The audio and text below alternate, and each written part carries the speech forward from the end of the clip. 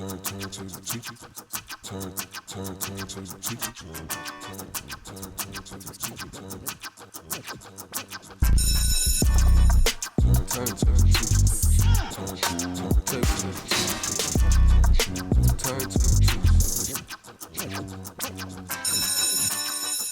And welcome back. I'm Mike with the Turntable Teachers, and class is back in session. Here for another guest speaker episode at AOA Studios. If you're an artist, podcaster, or content creator of any kind, make sure to reach out to us at aoastudios.org to book your session or service today. And I am joined today by an incredibly special guest. He just released last year, tail end of last year, 2023, released an album called Angels Never Die, which was critically acclaimed not only in Massachusetts, but global, like really globally, honestly, right? Or at least throughout the country. He is a member of Van Buren, Brockton native. Yes. If you're a Massachusetts music fan, there's no way you don't recognize this man. The one and only Luke Bars is here. What's going on, man? Pleasure to have you, man. I'm happy to be here. It's been a while. I wanted to come on this for a while. Really? Yeah. I've wanted to have you on for a while myself. Yeah, so I'm happy to be here. I'm super stoked to have you. You, believe it or not, you were actually one of like the first artists that I came onto in the scene once I like got because we were having a conversation off air. Obviously, like, you know, when we started this podcast, it was very much just like a music review podcast. Like we were just reviewing music that we liked. You know what I mean? And then we started to meet artists in the scene. It was just like this rabbit hole. Obviously had Felix on first. We talked about that, but Good Evil was one of the first really, I feel like, projects that I found from somebody that, I didn't know of before. And that shit just blew me away, bro. Like that Die With Pride song. Thank you, man. I actually bumped that on the way here again. I was like, I want to, because I was bumping Angels Never Die. I'm like, I think I want to bump that, that Die With Pride track. That shit's fire. Thank you, man. It's been a minute. I got to listen to that too. It's been so long. 2020, right? That was when you dropped that? 4 years now. Yeah, it's crazy how much time flies. But right, it's scary how time flies. It really is. It really is. But yeah, I'm excited to have you, man. This is good. I'm super pumped that you wanted to come on here. So when we have artists come on, for anyone that's a fan of Luke, just coming on to us for the first time, usually we start off with the objective where we get to know a little bit about you and your background. And there's something I read that I found really fascinating to me that I want to start with.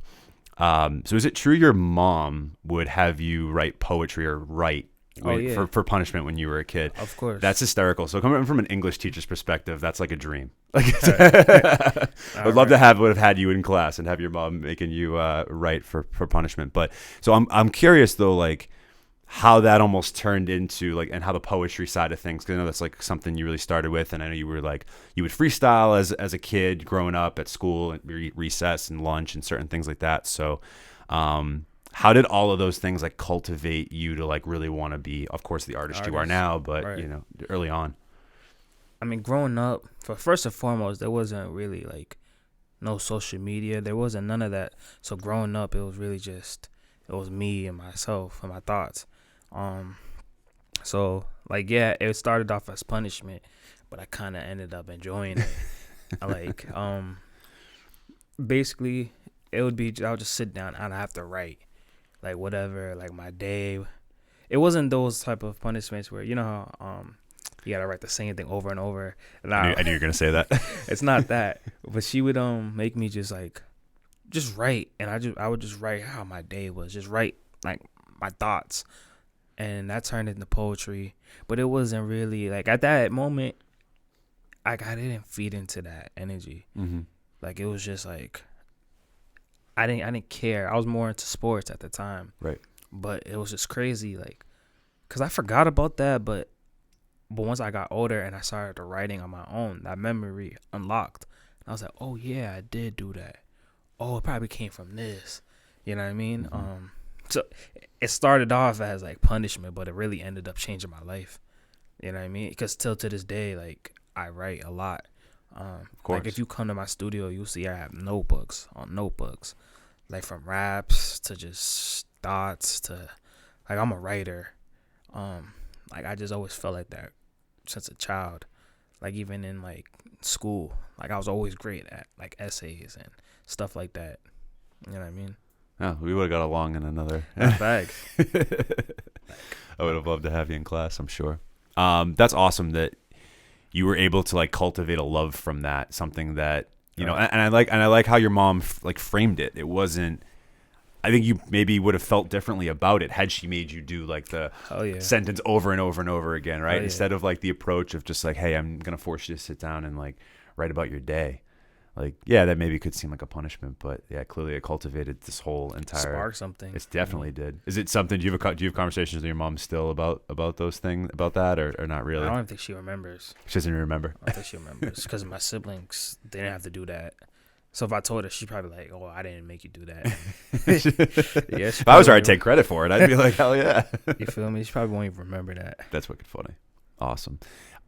So for you, when did you decide that you wanted to really take the rap thing seriously? Because I know from, what I know is that you came into Van Buren a little bit later, correct? Like you didn't come into Van Buren until 2019, but I know they had maybe started moving around 2016, they was around for like, maybe? Yeah, for years. Like 2014 they originated. 14, okay. But it started getting taken more serious like 2017, 2018. Cool. So talk to me about like your entry point into Van Buren and sort of the experience you maybe had with some of the other guys who we've had on. Like obviously we just dropped a episode with Giles fairly recently. Meech was tail end of last year. And like we mentioned, we had Felix on years ago. But so talk to me about like your entry point with them and how you got ingratiated into Van Buren. Like it was how can I say? It's like we was always friends. Like me and Ricky, we went to high school together. I went to high school with ET and Invader around the same time frame. So like we would always be around. Like we'd go to the sound lab and just be like around with one another and just doing events and all that. So these were always my friends, but it wasn't like they already had something going and I was just like doing my own thing. Because before, like the Van Buren everyone knows now, it was kind of like there was so many different people in it. But yeah, as time went on, like we'd always be with one another, going out to events with one another, and it just came from a conversation in the studio. They was like, "Yo, like you're basically VB. Like, are you Van Buren?" And I just had to answer it on the spot, and I was like, "Yeah, why not?" And then the rest is just history. You know what I mean? But I was always around. We was always around with one another. But I don't know. It wasn't nothing on paper yet until just that one conversation. Yeah, that feels like quite the transition point there at the like, oh, you're in VB now. So you mentioned you were an athlete early in your life, right? So you played basketball was your big sport, right? Yeah. So was that more of a like, was basketball sort of starting to fizzle out and then you started to take the music serious? Was that kind of like how that also came to be as well? Yeah, like basketball, I grew up on basketball was my first love. Same here. Before music.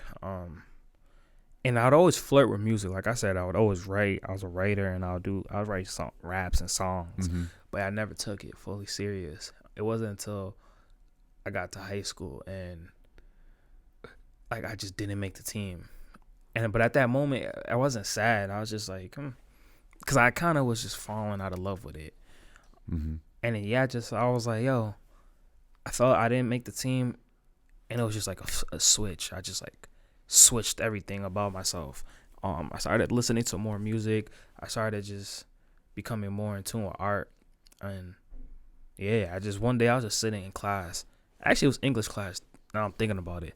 Like, I was just sitting in class one day, and I'm just thinking, and I was just rhyming to myself, and that's how I got my name, Luke Bars. And then from that moment, I was like, yo, go get a notebook and just start writing. Like, it was just like a voice in my head. It just felt right. Go get a notebook, start writing. After that moment, I started writing every day. But at that moment, it was really tough to record. It wasn't as easy. So it wasn't as accessible. It wasn't as accessible. So that, from writing to recording, that was like a 2-year process. Gotcha. But once I got that notebook, I wrote every single day in my room, and I would record on. I would try to record on like my headphones, try to upload on SoundCloud and all that. But I would just write every single day, just on YouTube beats, classic hip hop beats, and all that. Yeah.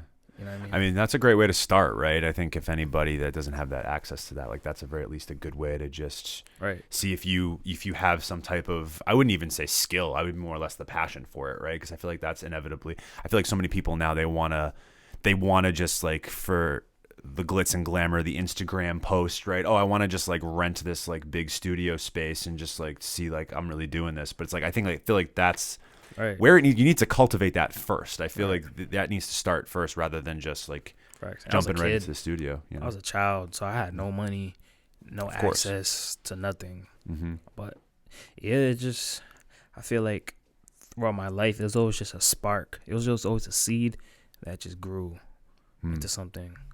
You know what I mean? Have you ever thought about, since you're such an avid writer, like I know you read a lot of poetry and I'm guessing obviously songwriting it too, but has there ever been like a moment for you where you thought about maybe releasing like a short poetry book or anything like that? Oh, yeah. Is that like in your I never told anybody this, not even my friends, but Turntable Teachers exclusive. Hell yeah. I'm writing a book. No I don't shit. know when it's gonna come, but I'm writing. I'm in the process of. What type of book? It's not gonna be like an average book where you're just reading. It's gonna just be like my thoughts. It's gonna be like a scrapbook. You know what I mean? But yeah, I'm in the process. Almost like they call that like a stream of consciousness style. Yeah, exactly. It's gonna be like probably some snippets from like some of my journals, like some photos. Like I hold on to some receipts that I bought that changed like the trajectory of things. But yeah, I'm in the process of that. I don't think I'll come out anytime soon.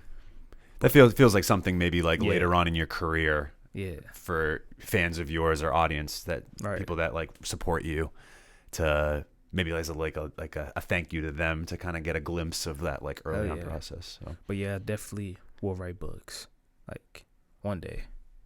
I love it. I love it. That's awesome. I really that's good to hear. I'm glad I asked that.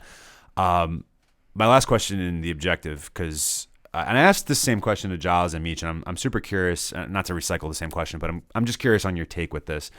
I feel as though that Massachusetts is really having a moment, and I think the last few years, especially, I think we've been leading up to this, but I'm really starting to see it's just so much different than when I came into the scene in 2020. From a bird's eye view and now being a part of it, it feels like there's just been this expansive growth here. And a lot of artists are starting to not only grow here, but also, touch other parts of the country and the world. But I think still there's this narrative of when outside of here, people associating like every Massachusetts artist as Boston. Right. And not that there aren't dope artists from Boston, right? Like when I think of Boston, I feel like a lot of artists come from, Dorchester and Roxbury, and I feel like there's like a lot of artists, like local artists that come from there. But I think that also Brockton is another huge hub for music and art.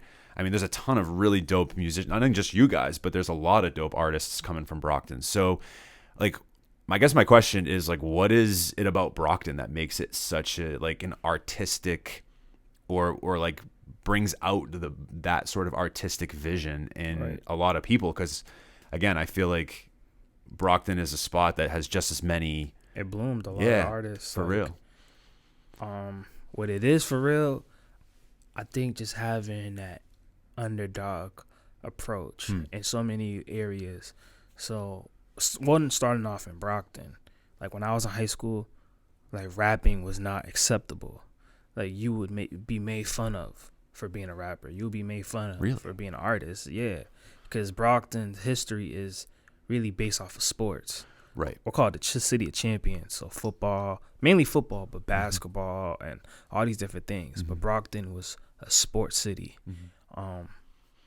And I like, it's one of those things where I look back and I'm like, I feel like I have a lot of responsibility in that, because the narrative was switched from myself and Van Buren. So it starts off with that. And then two, for Brockton, we had to go into Boston a lot because we don't really have a lot of the venues. We don't really have the same resources to be an artistic city like Boston and all these other areas. So I feel like that really put a chip on our shoulder, a battery in our back to really just go out there and really just like, yo, I can't get it at my home, so I gotta go get it somewhere else. So I kind of feel like that's why, like, especially for Van Buren, why like you'll see us, we're bouncing around in Boston, but you'll see us in New York, you'll see us in LA or wherever the case may be, because we're just so used to being nomads. And our city, like, there's not much, but it's growing, like, and it's beautiful to see so many more people coming from Brockton and being interested in art, and the city just accepting it. Like the mayor, he gave us like that was dope certificate, but there's so many artists outside of us that's from Brockton, like Brainchild. That's a beautiful clothing brand, big clothing brand coming from this area, and he's originated from Brockton. And then you have some dope creative collective called Midas. Yeah, Meech was. I know he shouted them out in a song, but he was talking about them on his episode and just what they're pushing. They're doing a lot of clothing as well, aren't they? And like graphic designs. They do so many different things, like clothing, photography, so many different things. Gotcha. They're like they're like us. I don't want to call them a mini Van Buren, but they're like us, group of Haitian. Well, I think majority Haitian young kids, and they're just creating art from Brockton. So it's like it's really dope to see the narrative switch in Brockton, but just know at one point it wasn't like that. Like, and it's beautiful to see it really just do a 180. You know what I mean? Yeah. So I'm glad I asked you that question, I guess, because it was really interesting to hear your different. That's a different side of it that I didn't get from Giles and Meech. So that's why I'm glad I asked you too, because again, you gave a kind of a different response there. But you're right. Like I think of Brock. Like I can think of 5-6 artists at least off the top, including you guys, of course, but off the top of my head, like Garrett Merck was one of the first artists I ever came onto in Massachusetts, actually, and I didn't even realize he was from Massachusetts when I was first listening to him, like almost 10, 12 years ago. But and like people like Neo Retro and 20 Tabs Open, Brandon Torrey, like there's been so many great artists that have really made a lot of success for themselves in Brockton. So at least on the music side, and then you obviously offered some other art mediums, which is great. So no, it's great to hear, and I hope that just you guys obviously and the rest of you leading the charge here can kind of inspire that next generation of people. What was, real quick, I'm curious, what was the mayor certificate like? I didn't ask that question to anybody else. I forgot about that. Wow, that was what, 2021? 2021. Yeah, it was dope. It was cool. That's really cool. He came to our studio, and we just had he just sat us down and we just had a conversation on like, yo, what are some of our opinions, what he wants to do, what we could possibly do. It was just a conversation. We'll see how much further that goes, but it was cool. It was a really cool experience to see that, because once again, it's like, wow, I remember Brockton being closed off to the arts. Brockton closed down a really big staple in our community. The Sound Lab, they used to be at another building, and that was like the birth of myself. Right. Like I'm not here without them in that building, and I remember that getting shut down. I remember so many things in Brockton, so it's just cool to see. It's just cool to see the narrative change, because narratives could shift. And it just takes focus to make that happen. Totally. You know what I mean? Yeah, and I think it's one of those things where, politicians and, people that are in these elected officials, like it really is, they have a huge responsibility at the end of the day to fund these things, right? And make them accessible for people like yourself when you were that age, and that's, we were having that conversation off air too about what we're trying to maybe build here in this space, particularly up in the North Shore of Mass. But doesn't feel like there's anything like it here, and that's why I feel, I don't want to say a necessity really, but I feel a strong burning desire to bring a space like that, where kids like how you were. Maybe there's a kid in Beverly or Danvers or Lynn or Salem that is just in English class thinking like, yeah, it's great that I love writing, but maybe this isn't like the form I want to do it in, or like, a kid that's in their own music class that's just like, yeah, this is cool, but like singing choir songs really isn't for me. Like I want to, you know, just having more infrastructure to, like I said, foster that. I think it's just really important. And it starts with the funding. You know, it starts with mayors and politicians like actually wanting to invest in arts, not even just in Brockton or up in North Shore, Mass, but it's everywhere, right? It needs we need to foster more locations and spaces for people, because art is a reflection of humanity, and what humanity's going through at the time, like, are so important. Right. It's more important than we think sometimes, that we sometimes take it for granted, I think, in a lot of ways. But no, I'm glad that there's been more of a conversation, at least a conversation happening in Brockton. I could be appreciative of that. Mm-hmm. Because that's how it starts, as a conversation. So for sure. All right, I want to get into the main lesson. Main lesson is this segment of the show. We talk about what you have been going on lately, and you did just drop a really dope single, which I want to get to. But I really want to talk about Angels Never Die. Right. That project felt like a transformation for you as an artist, but also it felt like as a person too. It felt like you just were able to get a lot off of your chest, or for lack of a better word, or just. It felt almost like a diary of some sort in a lot of ways, in this sort of this body of work where you were, you know, providing a space for people that you've either lost, and I think everybody in a lot of ways can relate to loss and losing people. So I've grown. Why was it important for you to cultivate a body of work that surrounded, you know, people that we've lost in our lives, and why was that such an important sort of theme going into this project for you? Because once we came off of COVID was really such a heavy thing that a lot of people went through. We don't really talk about it too much, but it was such a heavy time, especially in my life, because that was some time I really seen a lot of people I lost a lot of people, from family to friends. Like a couple of friends of mine died or either got killed. And it was just like, and that was the first time I really experienced it, and I was a lot younger. And I didn't know how to deal with that. I didn't know how to really I didn't know, like, it's crazy to see someone that you know and they're just gone one day and you never see them again. Like, I didn't know how to deal with that. But in that moment, it wasn't like I noticed someone doesn't have to physically leave like their body for you to never speak to them again. Like, that could be a person that you broke up with. You know what I mean? It was so many different things. Like, people's time could just leave. People could just exit your life and you just never see them again. And I didn't know how to really deal with that. From deaths to breakups to just all different types of things. So I just needed to really just express that. And I had to understand, like, someone could go in the physical, but their spirit and their presence will sit with you forever. You know what I mean? Like I said, even from death to a breakup, to whatever the case may be. You know what I mean? You could break up with your girl, and you never see her again, speak to her again, but something about her will sit with you forever. You know what I mean? Your friend could pass away, but something about him will sit with you forever. And when I was writing that album, that's all I was thinking about. Like, yeah, you're gone, but you're not gone, because I still remember that. And when something's gone, that's when you reflect. And that's when you really evaluate, like, man, I could have done that better. I could have done this better. And I think that's when that's when you finally get your true soul. And I think that's when you really think clear. So that album was just me just like, man, maybe I should have talked to you one more time.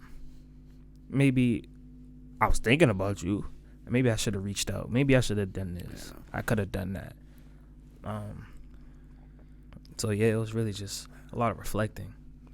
Yeah, I think that was incredibly well said. I appreciate you sharing all that, because you're right. I think that no matter how old we get, dealing with that type of loss, like you said, whether it be through death or through somebody that maybe you're not close with anymore, or you have a falling out, like, it affects you, of course. Like, I always question people that, are so easily able to just let go of people, right? like I'm the same way as you in the sense of like it hurts me, you know, and I think it hurts them too. Maybe they just either They channel it differently. yeah, either channel it differently, maybe don't want to admit it to either themselves or whoever, which is fine. That's their prerogative. I'm not, you know, necessarily, you know, criticizing anybody for how they handle certain situations. That's just, you know, I don't know. I just wouldn't how I would be handling it. But yeah, no, I've definitely experienced that. You know, I've had certain friends that where I was super close with, and for whatever reason, it just didn't. You know, we went separate ways, and that stinks. That's really sad to hear. And then of course, like you, I've had people that I've lost in my life as well that I thought would be there, like from a death standpoint. So it's hard. It's a complex. This life thing is very complex, right? So it's nice to have an artist really have a whole theme surrounding on a project that was related to that, but have the songs still be. Because I think you achieved something pretty great where you have these songs that are super introspective, and if you're listening to the lyricism of it, you feel something, but you can also play these songs without feeling weight, you can just without feeling the weight. You can just kind of listen to them and just kind of right. bob your head as music. Right. So I appreciated that dichotomy, or that we're bringing those two things together. You noticed that. Thank you for saying that. No, you're welcome. It's a fantastic body of work, bro. Like I was super impressed by it. That means like a lot. That's what I really focus on music. Because yes, I was saying something really sad or stuff, but I don't want you to just be like, oh man. Like, I don't want the listener, I don't want you to feel that. I want you to still feel good. You don't want them to feel super heavy walking away from it necessarily. Because I love me. I'm a fan of music, and I know why I listen to music. Like, yeah, there's sometimes I want to sit with my feelings, but I listen to music to get me up. Mm-hmm. So, like, at the same time, I want to express myself, but I still want it to be enjoyable. I still want you to just feel something, and you could play it in so many different facets. Exactly. Yeah. So now that means a lot, because I really that's something I really focus on when I make music. I want it to be still enjoyable. Mm-hmm. You know what I mean? Mm-hmm. Well, even on your first project, Good Evil, I feel like you achieved that as well. I feel like it was more intentional here with this body of work with Angels Never Die, but I definitely got that as well from Good Evil too. So I'm curious too for you, like, what was the process like from like the progression from like an album like Good Evil to this one? Like, what was it? Was it just simply like COVID and what we all dealt with going through and like suffering from the loss? Was that like the thing that you feel like, I don't want to say transformed you, but sort of put you in that next frame of mind? Or was there always maybe an intention to go in this direction? Yeah, there was definitely an intention. Like I told you, I'm very in tune. So like the moment I put out Good Evil, I knew this is where I needed to go. But at that time, everybody was still in my life. Like nobody, like none of my friends passed. Like none of that happened yet. But I knew something was saying like, yo, this is the direction.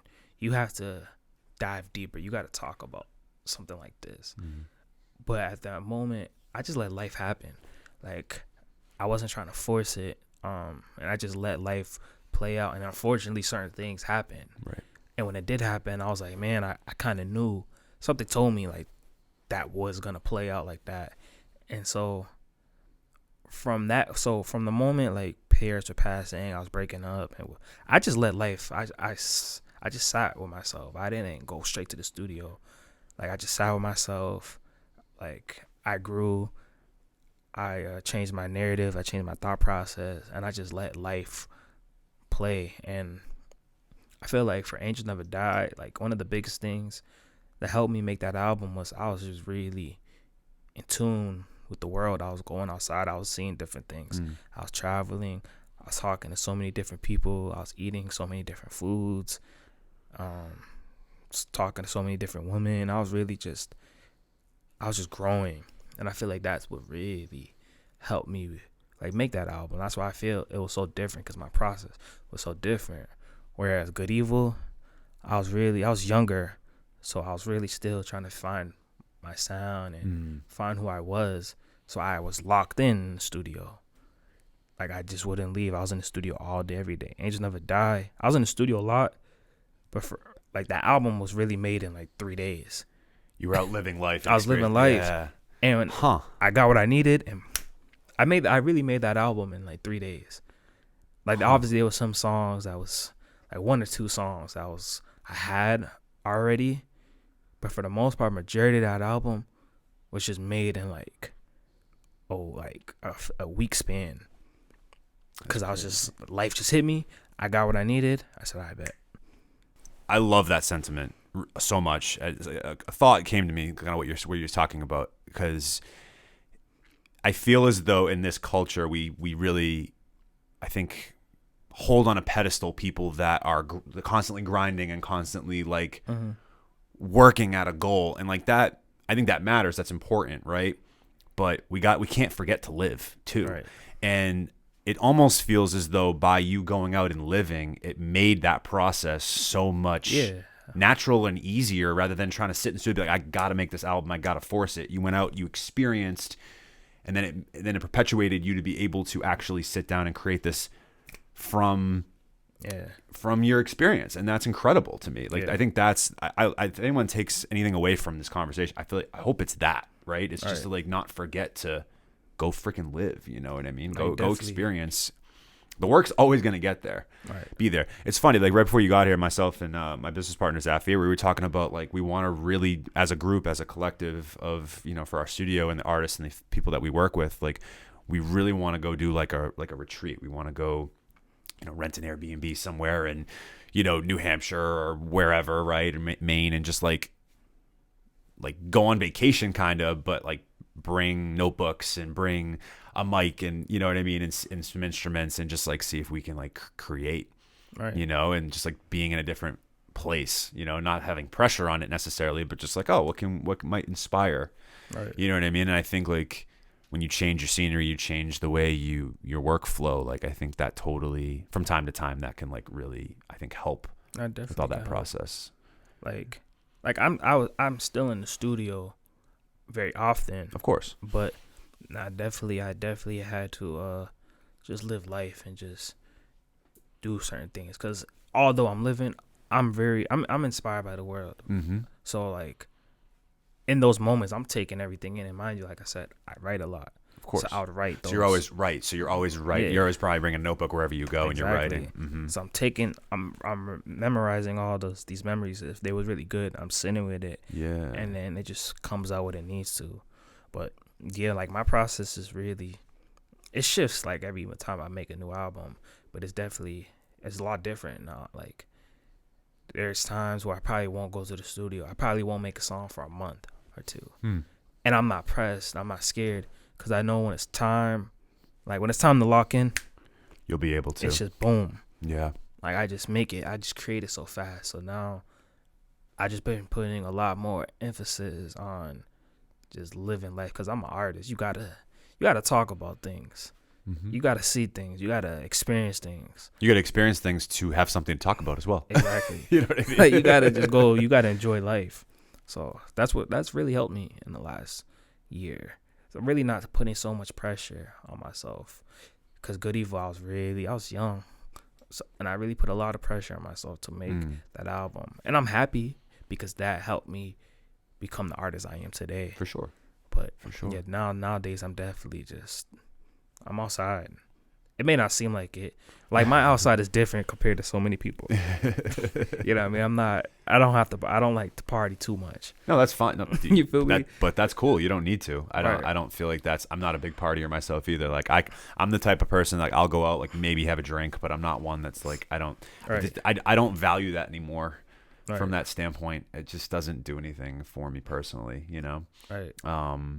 You know, I'd rather, if I go to like most people, if you've seen me out at a show, like I'm very rarely like drinking anything other than water. Like it's just not, I don't know. Right. It doesn't do much for me, but I like to be out and supporting and experiencing for sure.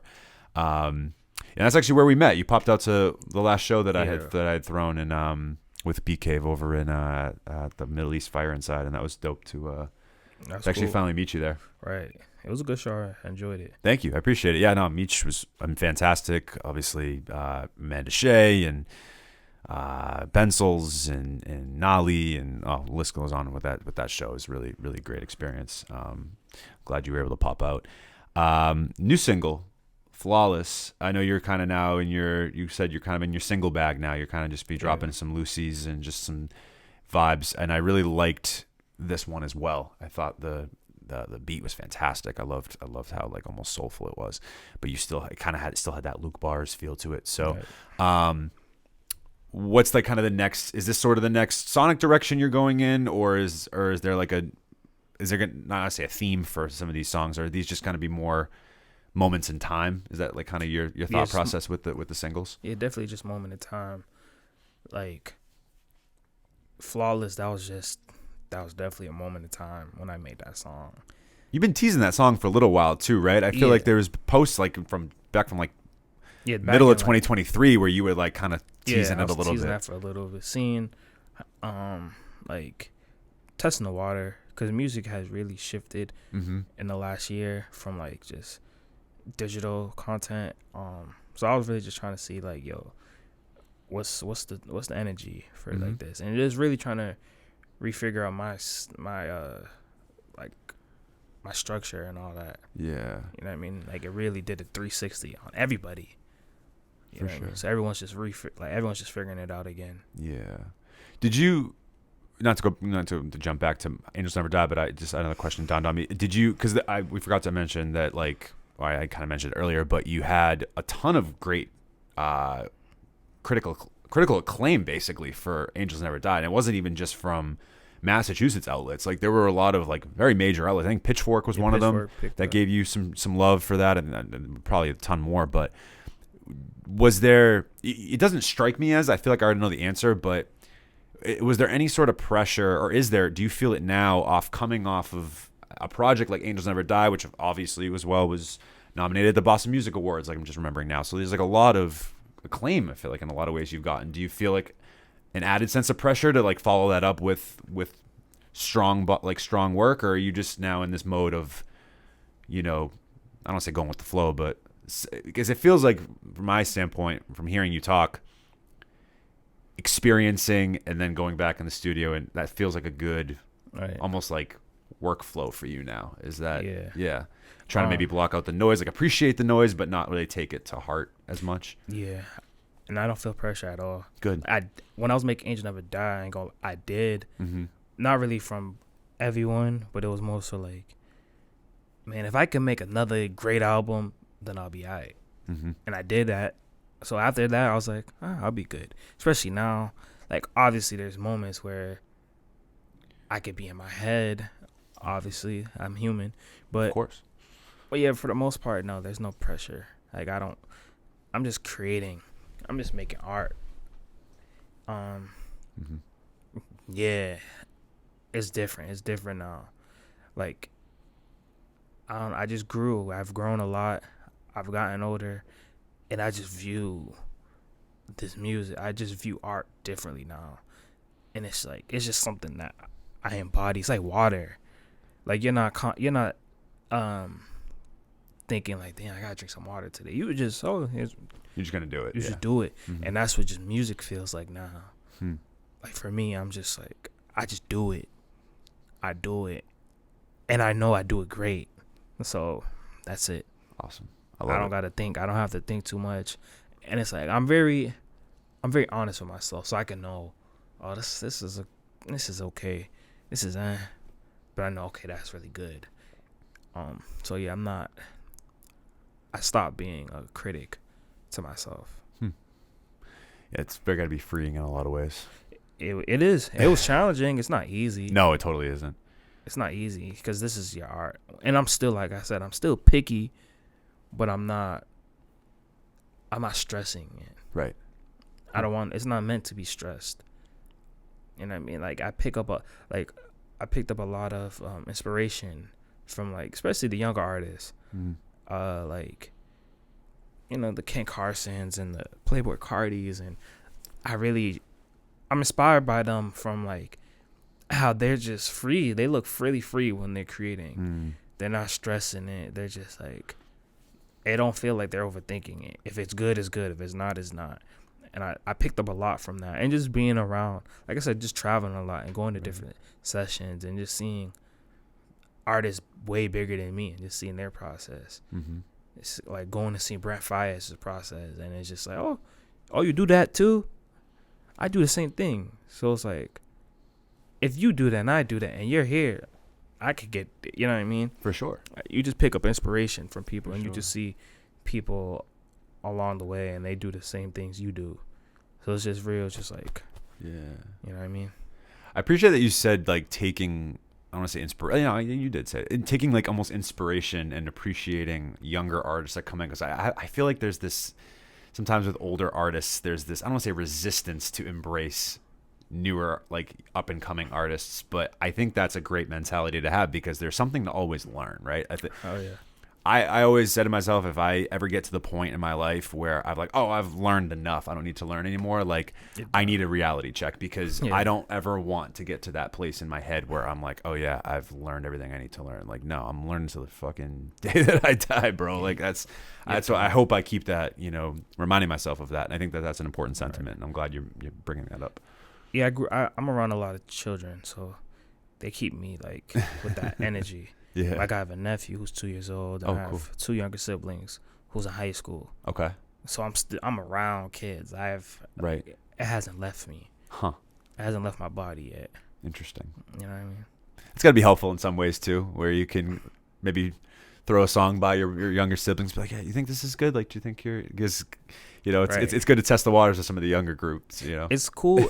I'm just really happy that I'm still in tune with what, like, I know what's hot for the kids. Right, like, right. Like, it's cool. Like, that's the benefit of also teaching for myself too. Right. I can kind of be like, I like having conversations with them of like, what are they listening to? You know, what do they think as like the. Yeah, I can have a convo with them about things, and that's a pat on my back, because it's like, I'm not old, and two, no, definitely not. You feel me?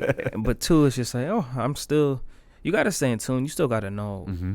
You gotta know everything 100%. about this. You can't once you get, I don't even want to call it old, but once you think you know everything, it's done. You're done. You exactly. You failed. completely You agree. like, bro. You don't know anything at all. No, totally not. I agree. I love Flawless. Great song. Do you mind if we play a clip of that for the people, just so that they can get a feel for it? Awesome. So this is Flawless, the new single from Luke Bars. We're going to play a clip of it. It's going to be linked in the description too, so make sure you save it to whatever platform you get your streaming and your music from. But we're going to take a quick break. And again, like I said, here's Flawless from Luke Bars, and we'll be right back. Woke up, bitch, I'm feeling nice. Bad little bitch made her spend the night. She'll never leave me cause I fuck her right. And she know that my money high. Man, my city, don't nobody try me. Everybody hate it, so we in and out. Bet your little money can't simmer down. Everybody talk what you talking about. I'm the tight little nigga knocking out. Me and them niggas keep falling out. Hand to the sky, who's solid now? I'ma talk my shit till I'm up in a box. I'm from the dash, so they throwing them rocks. Come on, little baby, just give me the mop. Do what you do, I'ma get what you want. Daddy the Lucas, they know I'm savant. I did that shit, boy, I don't gotta talk. Man, I'm my city, got this shit on lock. Talk to the man, bitch, I do what I want. Double my tongue, bitch, I talk what I talk. I got 2 West and that's 1 for the floss. My niggas saying that's just who you are. Baddies like Lukey, like Peppy, like Pure. I'm with the steppers, we stepping on y'all. Ain't nobody fly like this, get high like this, get style like this, yeah. Ain't nobody fly like this, get high like this, get style like this, yeah. And that was Flawless from Luke Bars, his brand new single. So make sure you stream that. It's linked in the description. Add it to your playlist, whether it's on Spotify, Apple, Tidal. There's something called Deezer out there. I don't know if anybody uses it, but wherever you get it, it's going to be linked in the description. Luke, it's been a great episode so far. I'm really enjoying this, but we got to do what's called a pop quiz. So yeah, that's usually the response we get from most artists. So it's not too bad. Don't worry. For anybody that's a fan of Luke coming on to us for the first time, pop quiz is a segment where we ask our guests rapid fire questions, and a lot of them, or most of them, have to do with Luke. Or the guest. So if you know yourself, which I think you do, you should be good. You should be fine. Some of them have to do with music. Some have absolutely nothing to do with music at all. You ready? Let's go. All right, cool. So as a basketball fan, I am too. So same thing. I had a basketball when I was like 2 years old. That was the first thing I ever like put in my hand and like fell in love with. So I'm right there with you. I'm curious though, if do you watch basketball still by chance? Is that sort of Not as much anymore. not as much but anymore? I do. Who was your favorite player growing up or now to watch? Growing up was Pierce and Kobe. Pierce and Kobe. Now, I'm really biased. All I care about is the Celtics, but I do like Jokic. He's tough. I really like Jokic. He's tough. He's phenomenal. I'm like really worried about them, to be honest. Oh, listen, I love the Celtics, but I seen that game the other day, and it's just like, I don't know. I don't know. Same, right? Like I felt really good about them throughout the year, and I'm one of those people that I feel like I'm very objective when it comes to them because we've had so many years now where they get there and they're so close and they just don't. They get like 95% of the way there and they just don't finish it the way they should. So I'm still quite skeptical that they're going to do it, and I think like not, I know I hope they're going to figure it out. But Denver feels like if we see them in the finals, that might be the one team I'm like nervous about. Yeah. Like strange. There's a really glaring statistic as well, and this is not a knock on Jason Tatum. I love Jason Tatum, but it's a statistic is out there that I think is very interesting and also a bit concerning. That in clutch time, so they consider clutch time 5 minutes left in the game. If the game is within 5 points, he's like in the bottom 10 in the league in field goal percentage in clutch time. Damn. So don't love that. I don't like that. So it's like feels like they either got to blow teams out or if they're in close games, I don't know. And we kind of felt that a little bit with the Nuggets game recently. So I hope they're able to figure it out, but Right. I'm a bit nervous for sure. But Jokic is tough. Yeah, he's amazing. He is tough. Where do you rank in terms of the meanest Van Buren members? They said me. Like, I don't agree with that. But yeah, the group will vote me. They'll vote you. Yeah, it's crazy. I don't find you mean. You've been nothing but nice this whole time. Not. So I'm just real. I'm realistic. Fair enough. So what was your reaction to receiving a collaboration offer from Danny Brown? And is there anything in the works there? It was cool. There's nothing in the work at the moment, but it was dope. It was dope to see that because it was random. Yeah. Yeah, I didn't really. I'm not gonna lie. I never really listened to his music like that, but it was cool. He showed a lot of respect. Well, I'm a Danny Brown guy. I like his stuff. I just got one of his albums up there actually. So. I know Giles is a big fan. Yeah, he's tight. I like his stuff. You went to the Revenge of the Dreamers 3 sessions, which is super dope. Any sort of memorable moment or anything that stuck out from there? Anything maybe you learned from that experience? Yeah, I learned a lot. One has taught me to, once again, just not overthink the creative process. But one of my favorite moments was because we seen Cole in the hallway, and we're like, man, we gotta get Cole in the room. He gotta hear these beats. So I was like, yo, this is what you're gonna do. Turn the speaker all the way up. I'm gonna crack the door open, play your best beat, and watch. We did that literally in 10 seconds. He's like, yo, what's that? He came running into the room, but it was really beautiful because he looked at Ricky and he was like, man, you have your drums are amazing. And we was young, so that was really just like, what the hell? And I think that moment really just put a battery in both our backs. We never looked back after that, because that was really just like, wow, this is an artist I grew up listening to. And he just said, yo, you make amazing, your music's amazing. So it really gave a lot of confidence. You know what I mean? That's a great story. But yeah, it was beautiful. That's got to be pretty cool. He was like, yo, just turn it up. I'm going to crack the door open and watch them run in here. And they literally did it. A good idea, too. Yeah, that was smart. I was like, yeah, we got to have them hear these beats. Because there was so many people in those sessions, and there was like so many different rooms. So it was like, like after that moment, I probably seen them like a handful of times because there was so much things going on. But I'm glad we got that like moment. That's super dope. How did you get? Where did you get the invitation? Like who ended up like inviting you? Like how that whole one of our happen? boys, Maine, he was like managing a bunch of producers. I think he was managing Ricky at the time. Okay, and he was just like, yo, come to Atlanta. We're doing sessions for Dreamville. But no one knew like those sessions were going to be that. I don't think Dreamville knew. It was really just like, all right, come here. Like it's gonna be exclusive sessions, but they gave everybody invitation. They said, yo, just post this on the internet. And we all posted at the same time, from us to Cole. Everyone posted. Mm-hmm. And then the whole industry was like, wait, what's that? And that was like on a Sunday. By like Tuesday, Wednesday, it was just hectic.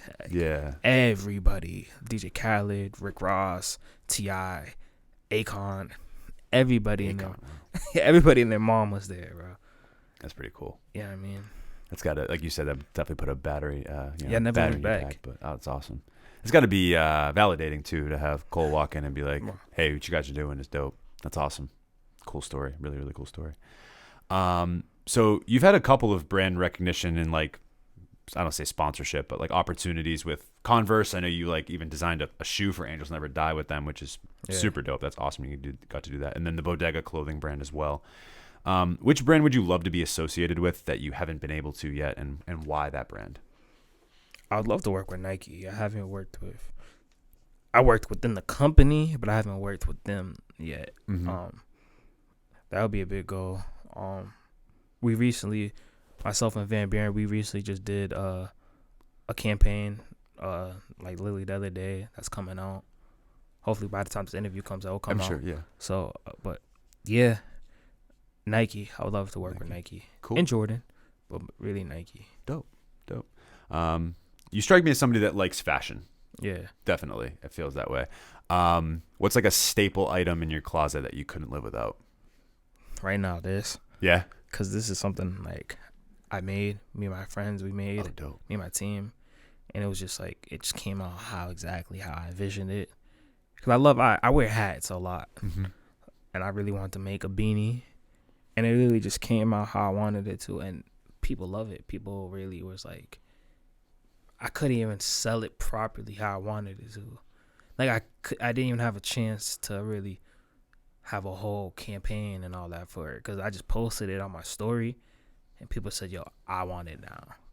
So I was like, I can't be artsy. Let me just give it to you. Let me sell it.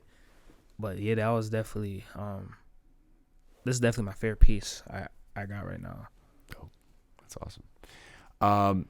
So I'm curious for you, a lot of your well, I say a lot of your projects, but your few projects you utilize interludes very well. I think that feels like that's quite a part of like bringing your albums together.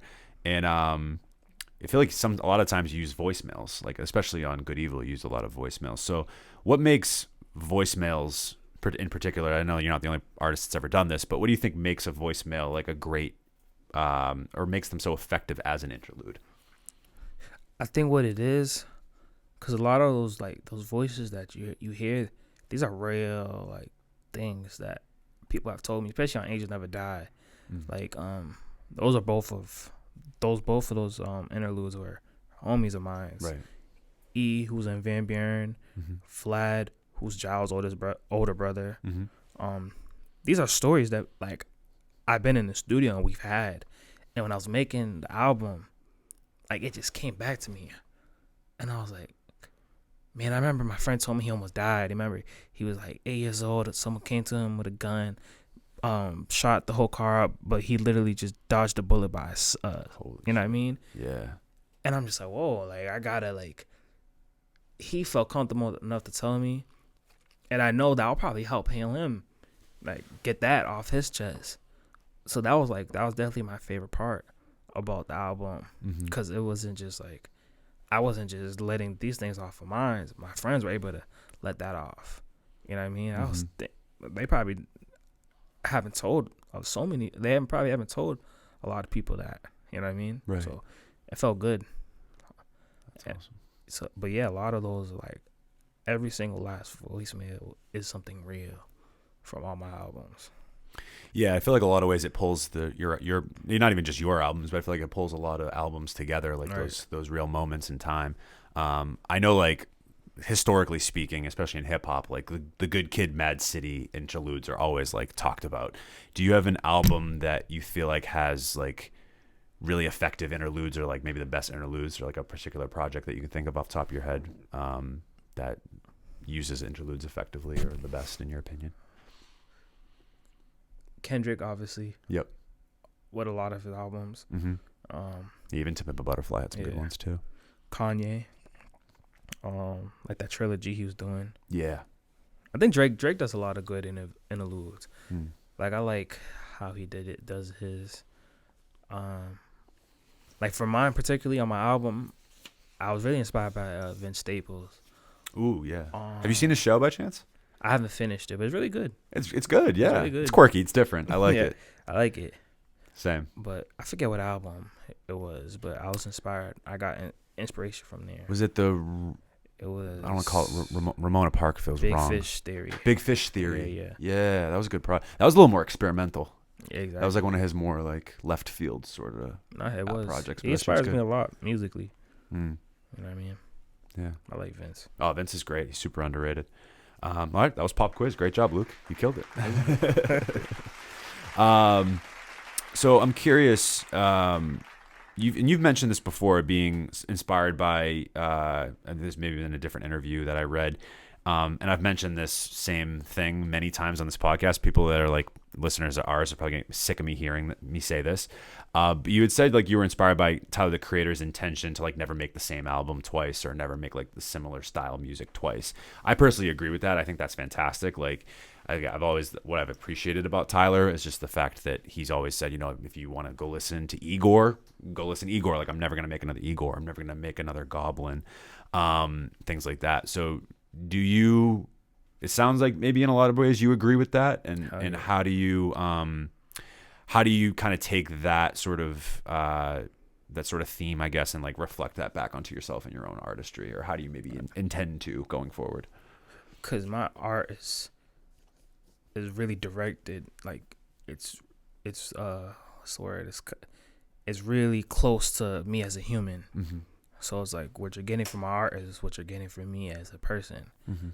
And if I'm growing as a man, as a human, I have to grow my art. So, like, what I did in 2020, I'm not that same person. When I make Good Evil, I'm not the same person. I don't talk the same. I don't dress the same. I don't even look the same. So the music must reflect that. And that's just how I'm going to be for the rest of my life. Mm-hmm. Like, depending where I'm at in my life, the art must reflect where I'm at. Like you see, like Flawless, I'm designing my own clothes. I'm doing all these things. I'm just like, so of course I'm gonna say, yo, nobody's fly like this. Ain't nobody like this, cause I'm just in another space in my life. So yeah, I'm never gonna make the same album twice. So I don't think my fans have. I haven't caught any backlash from it yet. No, I think it's I think it's a good thing, right? Facts. I mean, a lot of artists do. Like it's unfortunate that some fan bases don't allow their artists to grow.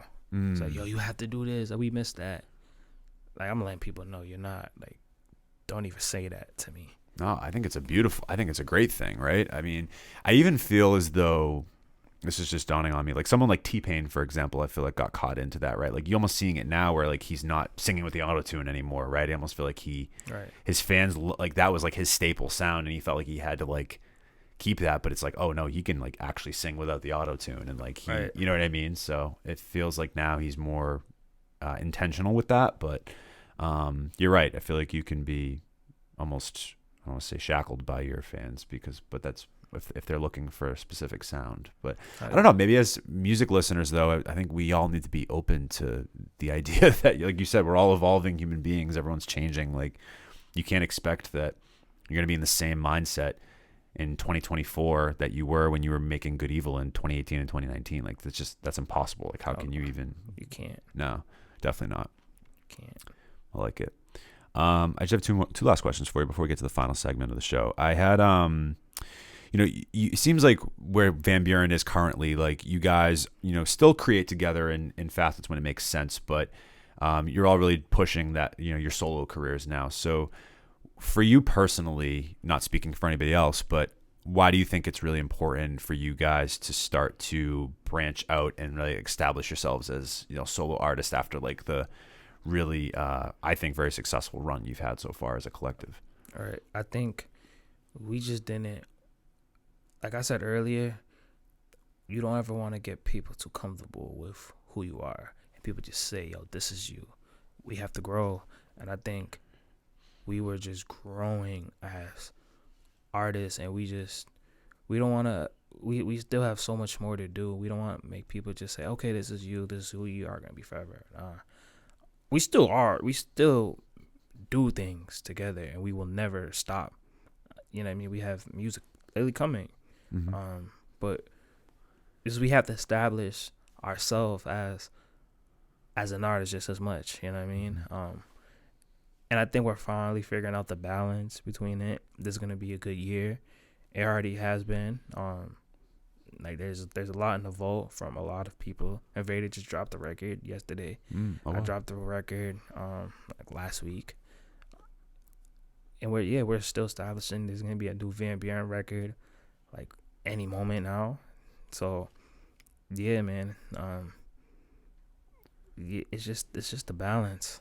Mm-hmm. We're figuring out that balance, but I think we pulled a lot of inspiration from like ASAP.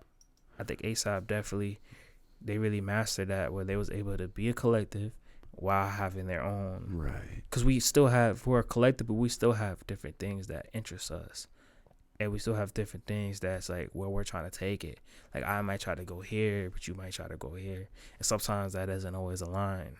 So it's like we respect each other. Like, yo, do that. I'm still going to support you. We're still going to support you as a whole. But we're just branching out, reach. We could reach way more people by doing that. Mm-hmm. You know what I mean?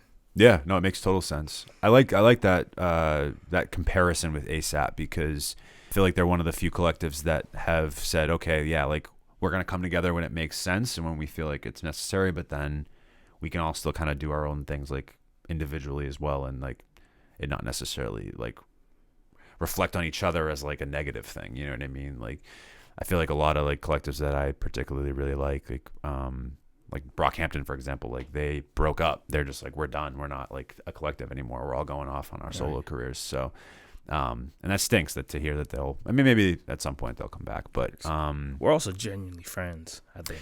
That helps probably. Yeah. I think we're genuinely friends. We genuinely talk to each other every day, and at least one of us see each other every day. Mm-hmm.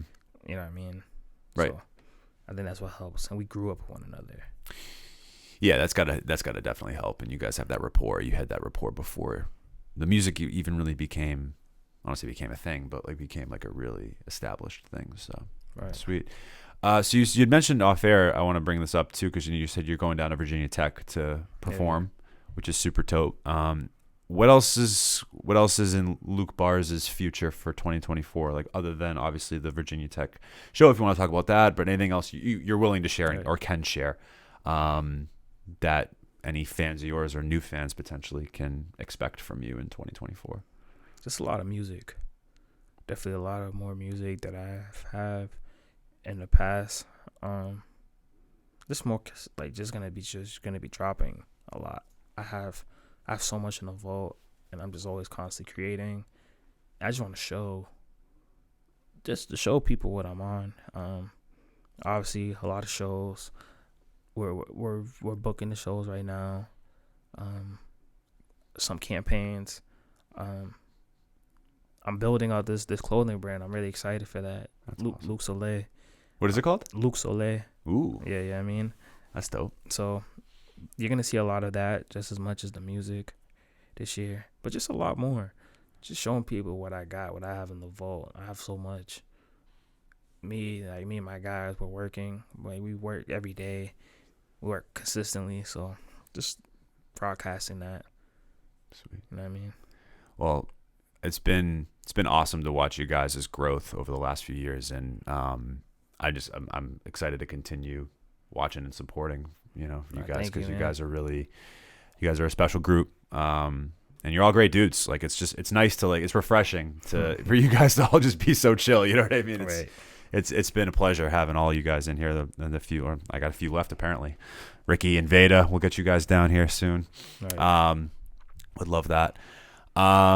Yeah, so I got one final question for you. This is our last segment, and it's been a great episode, by the way. I appreciate you coming down here. And Of course, I enjoyed this. thank you. I'm glad you did. This is the open response, and the open response we do, it's called the Dream Song Scenario. So it's pretty simple. You get a song. It's a Luke Bars song, and you can have anyone on that song, dead or alive, 1 to 2 producers, and up to 3 guest features, and that would be your dream song. Again, anybody dead or alive. So take as much time as you need. Who would be on Luke Bars' dream song? So off rip, production, Kanye. Okay. If I say Kanye Pharrell, that's too easy. Like that's obviously. I love Pharrell. If I'm gonna say Ye, and maybe RZA. I think that could work. Yeah, I could hear you on either of their production for sure. So Kanye and RZA on the beat. Okay.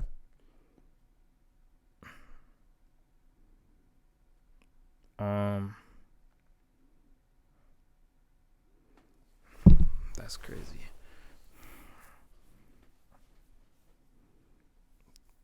I'm gonna put Drake. Okay. I'm a little surprised you said Drake. I wouldn't have guessed. I've been bumping a lot of Drake. Interesting. I said Drake.